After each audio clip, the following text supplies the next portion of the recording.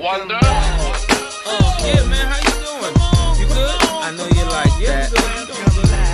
I know you like that. Hey y'all, this is Miracle. I am coming to you with another video, but this time, guys, believe it or not, it has nothing to do with trucking. I just had a conversation about church. So we had this serious conversation. It was a really great conversation, and he wanted to talk about the church life and how his grandma was in church for years, and she used to walk to the church, and she paid her tithes faithfully to the church, did all this stuff, ushered for the church, did all this stuff, and then when it came time to, her getting, help, they never offered it to her. So, before I go any further, if you get a little offended, I advise that you don't watch this video, because I know church can be not so cool topic to a lot of people. I should know, I am a product of a preacher's kid, and I was also, which means I've also been raised in church my entire life, so I know how it go. But I think the fact that I was raised in church my entire life, that kind of helped me to see a lot of things that I didn't notice. So, getting back to the story. So, me and this person talked about it or whatever, and he wanted to know my opinion since I was raised in church. And my father is a preacher. So, surprisingly, he honestly thought that I would be upset by the conversation. So he was surprised about a lot of things that I was saying. And basically what it boiled down to was that, yes, I'm a preacher's kid, but I don't believe in religion per se. Like, I don't believe in everything that goes on in the church, the backstabbing, the gossiping, paying your tithes and not seeing anything in return, but the pastor living in a gated community, driving 4 or 5 cars, able to, provide with his family with everything that with everything that they need, and then a lot of people in the congregation still struggling. Now, when he told me that his grandma walked the church, and she was ushering at the church, and she paid the tithes and all this stuff, and he said that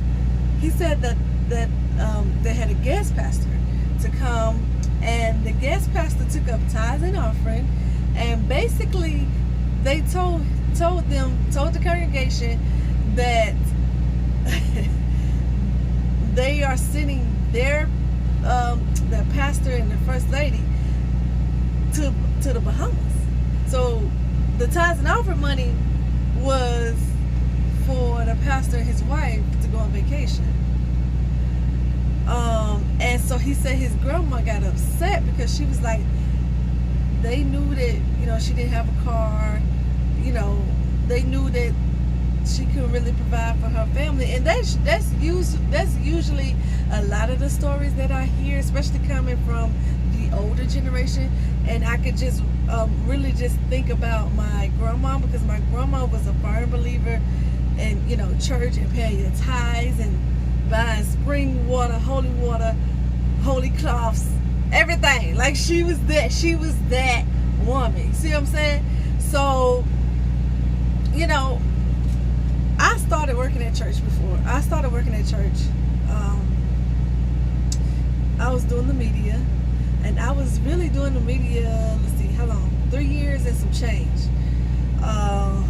It didn't really bother me that I wasn't getting paid until like my last year of being there, and I was like, I noticed that everybody on the stage was getting paid. I'm talking about the organist was getting paid like a 6-figure income, y'all. Like, he was working Monday through Sunday at the church. I don't know why, but he was at the church Monday through Sunday. He was flooding his Ralph Lauren suits and everything, his Mercedes and all this other stuff. And then you got people in the media,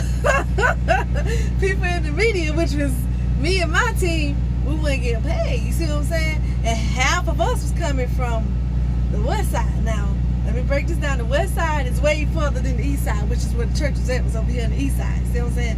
So half of us was coming from the west side, which means that's a lot of gas. And a lot of us was younger too.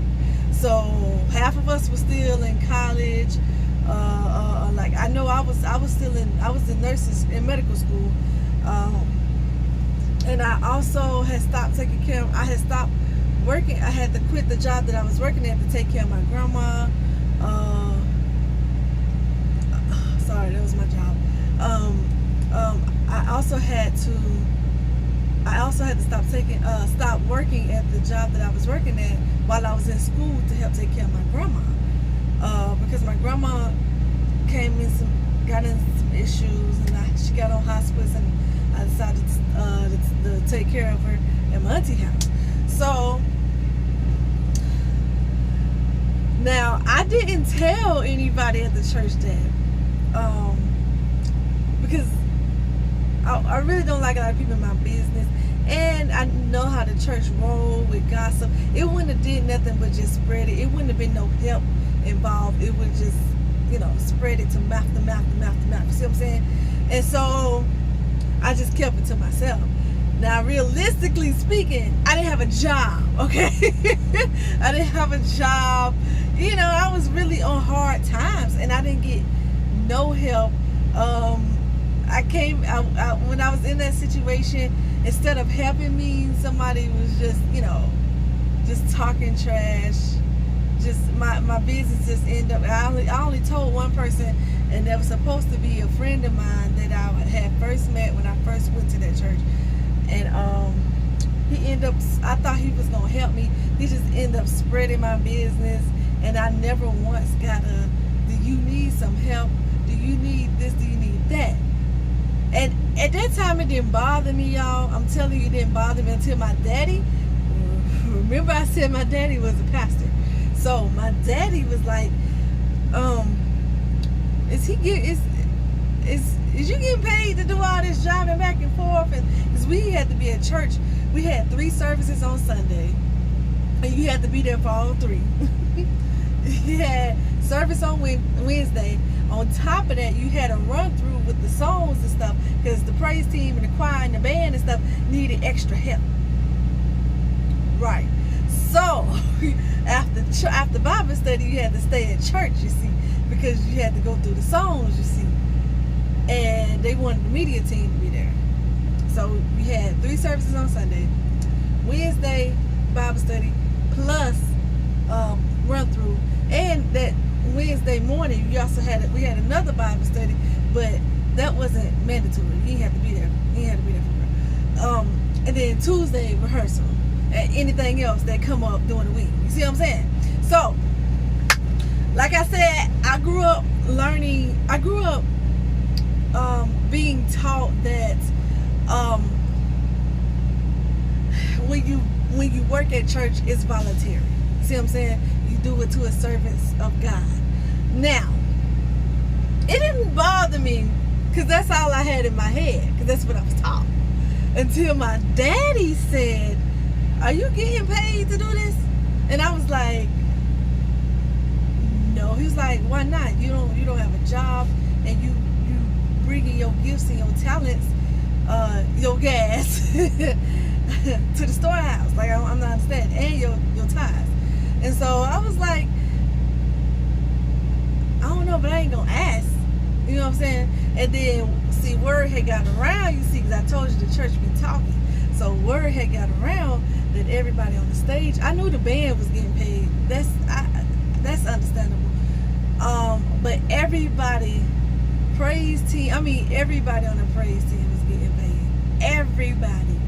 And I remember this one particular time where one girl that was on the praise team. We had spent numerous time in rehearsal with her, but so she could get her song together, so we can have a song together.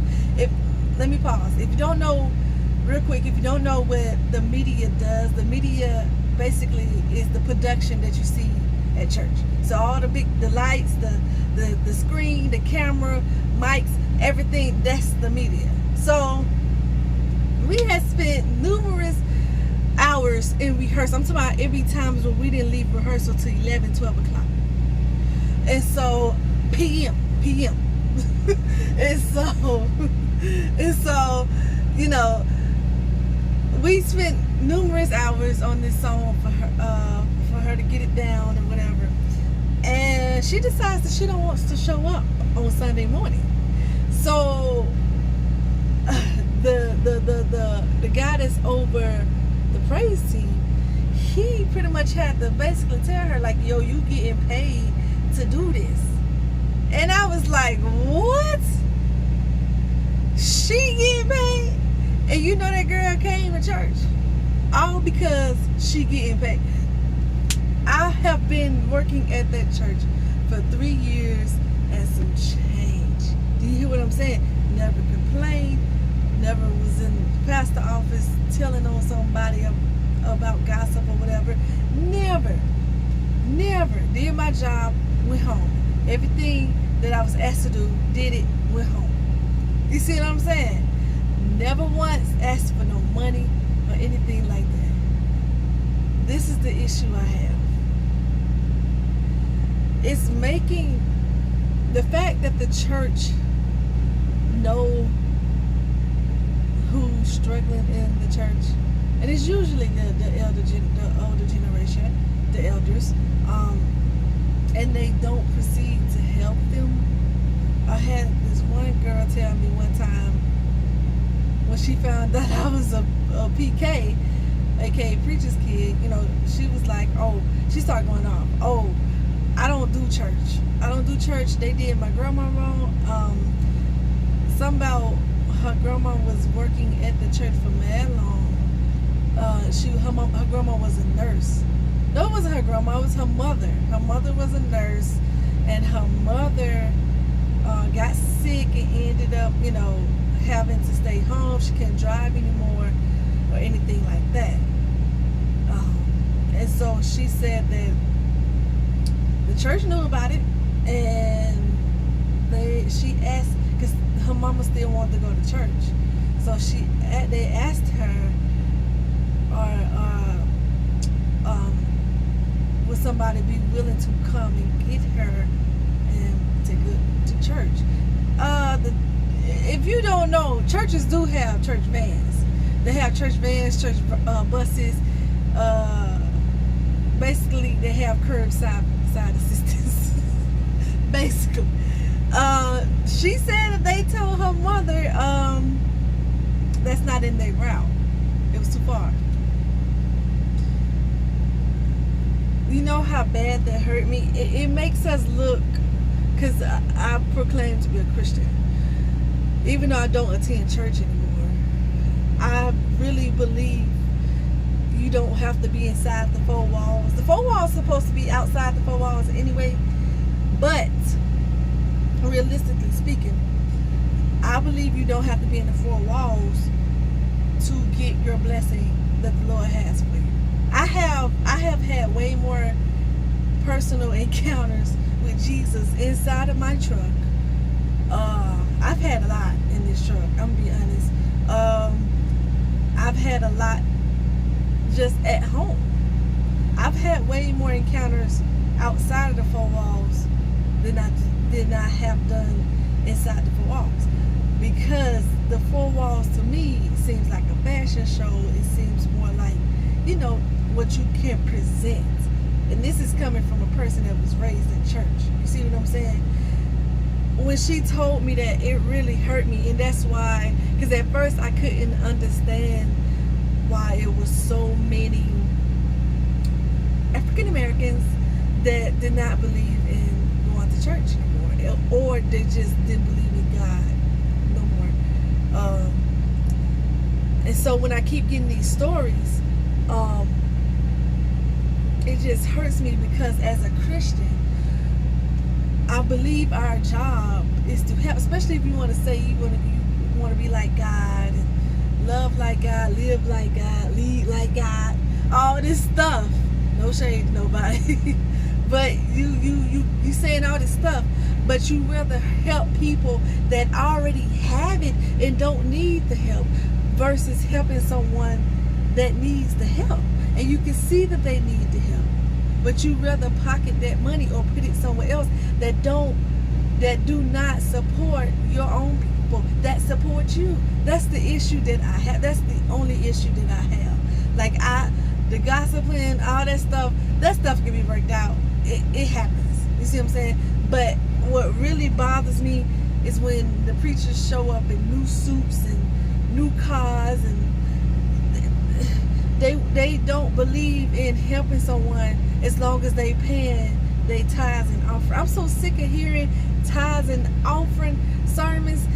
It's not a joke. Like, it's really not a joke. I'm sick of hearing. Like, at this point, you should really know to pay your tithe. You ain't got to keep reminding people to pay their tithes. You see what I'm saying? And I don't think you should just make a decision to help someone based off of how much money they put into the church. That right there is the devil's work. When you sit up here and you go through books, I didn't even know they had books. I didn't know they did bookkeeping at church. They literally watch how much money you put into the church. Who does that? And I'm not saying all churches. It's usually the mid-size and the mega churches. Usually those. But for the most part, my experiences, yeah, that's one reason why I haven't attended church anymore. Once I left church, I think the worst thing I could have did was work at church. I really wish that I didn't do that, because I saw a lot of things, I've heard a lot of things that I really wish I didn't hear or see. So that was the conversation I wanted to talk to you guys. Leave me a comment below if you want to join in the conversation. Let me know about your church experiences. And like I said, this is not a bashing church thing. If you went to church, that's you. Do you? I love church. Don't get it twisted. I love the praise and worship team, especially if you have a 5 praise and worship team. I love that.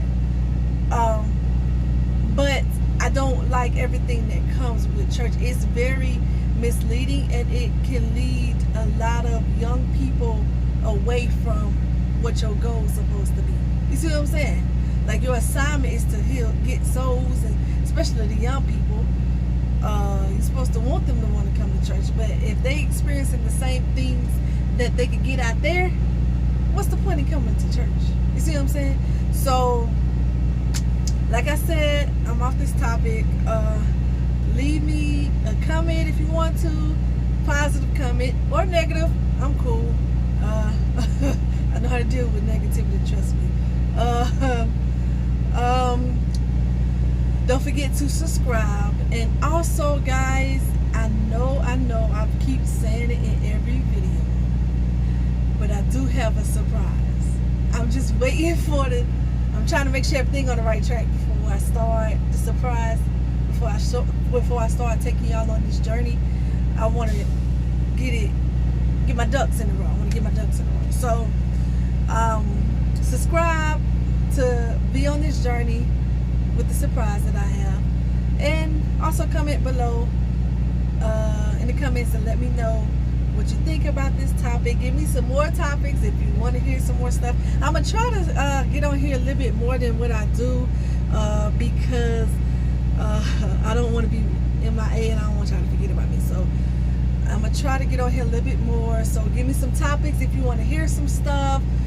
Thank you to that one subscriber, Driver Success is his name. He gave me a tip on what to do with my camera. I'm still new to this, still learning this thing. It's gonna, get better as time goes on. So subscribe, comment, like, tell a friend to tell a friend to tell a friend. Until next time, you guys, be Breezy, I love you. Please be safe out there.